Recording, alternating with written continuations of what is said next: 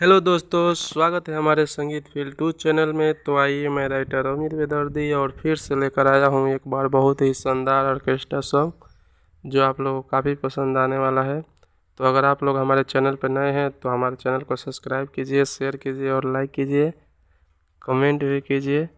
तो आइए, ट्रैक है छूके आयल बड़ा नचनिया, जिसको गाया है धड़कन धनंजय ने। उसी ट्रैक पे लिखा हुआ सॉन्ग है। तो आइए, आप सबको हम मुखरा गाकर सुना रहे हैं।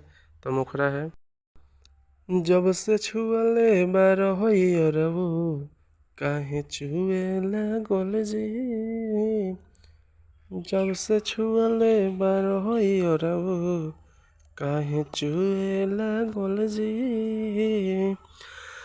तोहरो तमाजा हमरा मुहे लागल जी।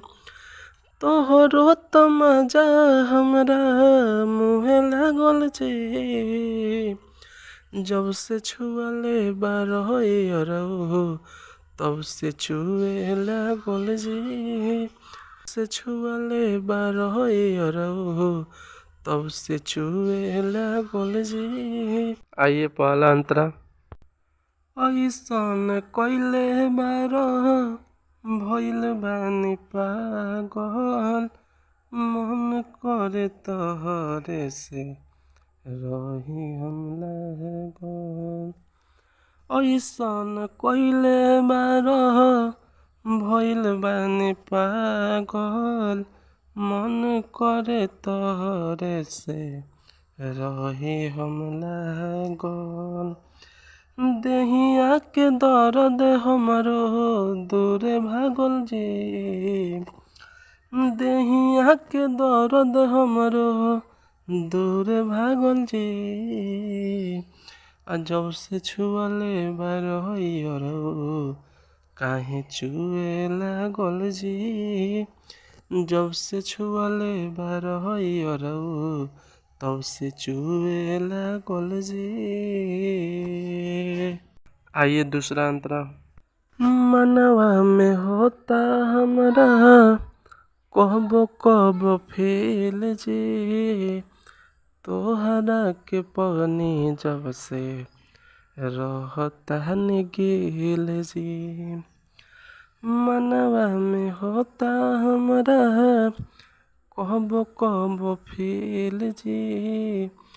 तोहरा के पगनी जब से रहता गेल जी। ओ मेरे बेदर्दी रहतानी हम जागल जे। ओ मेरे बेदर्दी रहतानी हम जागल जे। जब से छुअले बार होइरबू काहे छुए लागल जी। जब से छुअले बार होइरबू तब से छुए लागल जी। तोहरो त चुमा हमरा मुहे लागल जी। जब से छुअले बार होइरबू काहे छुए लागल जी।